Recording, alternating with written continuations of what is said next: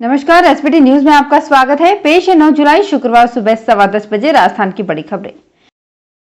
प्रख्यात कृष्णधाम सांवलिया जी मंदिर में चतुर्दशी पर गुरुवार को खोले गए भंडार से 3,12,72,600 रुपए की राशि निकली है। कोरोना संक्रमण काल की वजह से ये भंडार 3 माह बाद खुला है।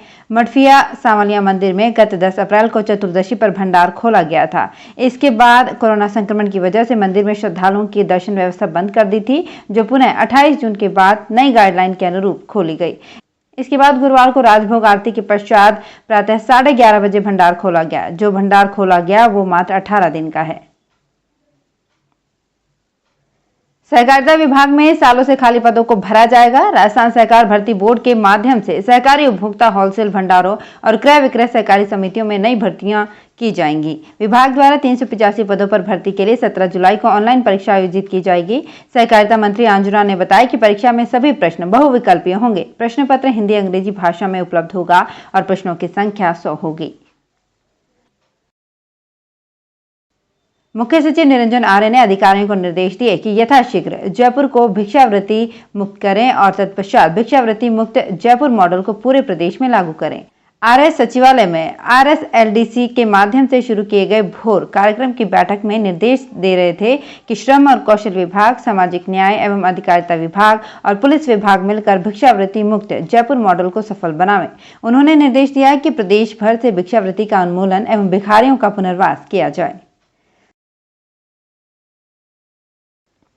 देश में कोरोना के नए केस में फिर एक बार गिरावट दर्ज की गई है। बीते 24 घंटे में 34,409 मरीज मिले, 35,330 ठीक हुए। बीते 11 दिनों में तीसरी बार नए संक्रमितों की संख्या 35,000 से कम रही है। हालांकि बीते दिन के महाराष्ट्र के आंकड़े अब तक अपडेट नहीं हुए हैं।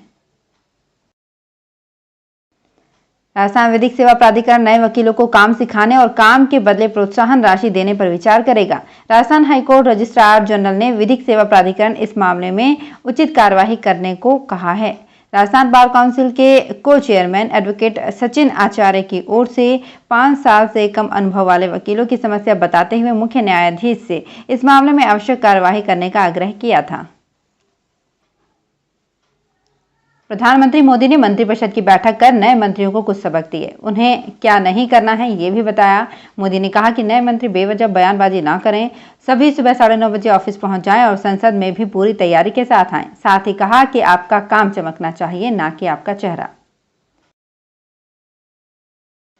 मुख्यमंत्री अशोक गहलोत ने कहा कि शहरी क्षेत्रों में आधारभूत ढांचे के विकास, सौंदर्यीकरण, ड्रेनेज एवं सीवरेज कार्यों से जुड़ी परियोजनाओं को समय पर पूरा करें, जिससे शहरवासियों को जल भराव और ट्रैफिक जाम की समस्या से निजात मिल सके। उन्होंने अधिकारियों को निर्देश दिए कि स्थानीय लोगों की आवश्यकता और जनप्रतिनिधियों के सुझावों के अनुरूप इन कार्यों को योजनाबद्ध रूप से पूरा किया जाए।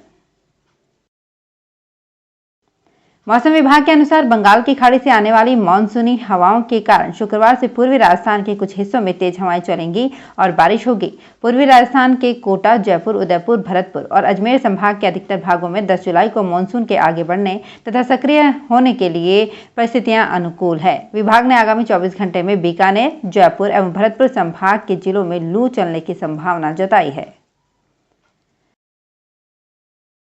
राज्य निर्वाचन आयोग ने कोरोना के केसों में कमी के साथ ही चुनाव कार्यक्रम जारी करना शुरू कर दिया है। राज्य निर्वाचन आयोग ने 15 जून तक विभिन्न कारणों से खाली हुए सरपंच, उप सरपंच और वार्ड पंचों के लिए उपचुनाव की घोषणा कर दी है। इससे पहले नगर निकायों के लिए उपचुनाव की घोषणा की गई थी। 22 जिलों में 50 सरपंच, 8 उप सरपंच और 71 वार्ड पंचों के पद पर उपचुनाव होंगे। 14 जुलाई को लोक सूचना जारी होगी।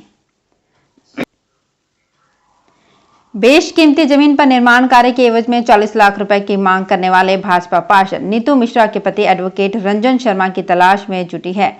प्रारंभिक पड़ताल में परिवादी, दलाल और पति में चल रही सौदेबाजी और दबाव का घटनाक्रम महिला पार्षद नीतू मिश्रा के संज्ञान में होना पता चला है। पार्षद पति परिवादी के विरुद्ध नगर निगम में शिकायतें कर उस पर दबाव बना रहा था। एसीबी की टीम मामले में पार्षद नीतू मिश्रा की लिप्तता पर गहनता से पड़ताल कर रही है। इधर एसीबी ने गुरुवार को दोनों दलालों को अदालत में पेश किया, जहां से उन्हें जेल भेजने के आदेश दिए।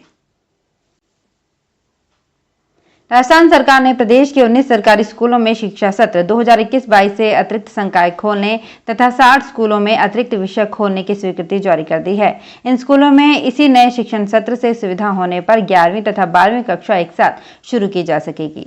चूरू और जयपुर जिले के 3-3 स्कूल, बाड़मेर और सीकर जिले में 2-2, अलवर, बांसवाड़ा, भरतपुर, दौसा, श्रीगंगानगर, जोधपुर, कोटा, नागौर तथा राजसमंद जिले के एक स्कूल का चयन अतिरिक्त संकाय खोलने के लिए किया गया है।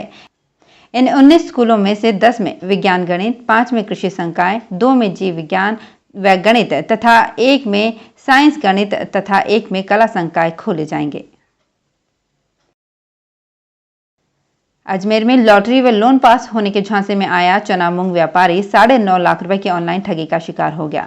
जालसाज, पेटीएम समेत ऑनलाइन ट्रांजैक्शन के अन्य माध्यम से 15 दिन तक पीड़ित से रकम ऐंठता रहा, वो भी लॉटरी व ऋण के लालच में पैसा उधार लाकर देता रहा। ठगे जाने का आभास हुआ तो धोखाधड़ी का अनराई थाने में मुकदमा दर्ज करवा दिया, लेकिन साथ ही रकम उधार देने वालों के तकादे से परेशान होकर गाँव छोड़ गया। उधार देने वाले लोग पैसे के लिए अब परिवार पर दबाव बना रहे हैं। मंत्रिमंडल में सबसे बड़े विस्तार के अगले दिन प्रधानमंत्री नरेंद्र मोदी ने कैबिनेट के साथ पहली मीटिंग की। इसमें सभी 30 कैबिनेट मंत्री शामिल हुए। मीटिंग के बाद नए स्वास्थ्य मंत्री मनसुख मंडाविया ने कोरोना से निपटने के लिए 23,000 करोड़ के इमरजेंसी पैकेज का ऐलान किया। विभिन्न योग संयोगों में 10 जुलाई को शनिश्चरी अमावस्या मनाई जाएगी। इस दौरान दिन भर स्नान दान का दौर जारी रहेगा। वहीं लोग घर पर ही आस्था की डुबकी लगाएंगे। ज्योतिषविदों के मुताबिक इस बार अमावस्या तिथि की वृद्धि होने से 2 दिन अमावस्या रहेगी। शुक्रवार को पितृ कार्य और 10 जुलाई को देव कार्य की अमावस्या होगी। तीर्थ स्नान व पुण्य का विशेष फल मिलेगा। इस बार शनिश्चरी अमावस्या पर पुनर्वसु नक्षत्र रहेगा। ऐसे में गुरु ग्रह का इस नक्षत्र में होने से इसका महत्व भी बढ़ गया है। ज्योतिषाचार्य के अनुसार अमावस्या शुक्रवार सुबह 5:17 से शनिवार सुबह 6:47 तक रहेगी। धौलपुर में पिछले एक सप्ताह से जिला मुख्यालय पर पड़ रही प्रचंड गर्मी के कारण मरीजों की संख्या एकाएक बढ़ गई है। हालात ये हैं कि पिछले 1 माह पहले तक सामान्य मरीजों की जांच 100 से 500 तक सिमटी हुई थी, वहीं इसमें 1 माह बाद ही 4 से 5 गुना वृद्धि हो गई है। इतना ही नहीं, गंभीर बात तो ये है कि जिला चिकित्सालय में भर्ती मरीजों का आंकड़ा ही 500 तक पहुंच गया है, जबकि स्टाफ 500 बेड के मुताबिक नहीं है। जिला मुख्यालय को 500 बेड का कर दिया गया है, लेकिन उस अनुपात में सुविधाएं मुहैया नहीं हो पाई हैं। मौजूदा कार्यरत चिकित्सा स्टाफ ही मरीजों का इलाज कर रहा है।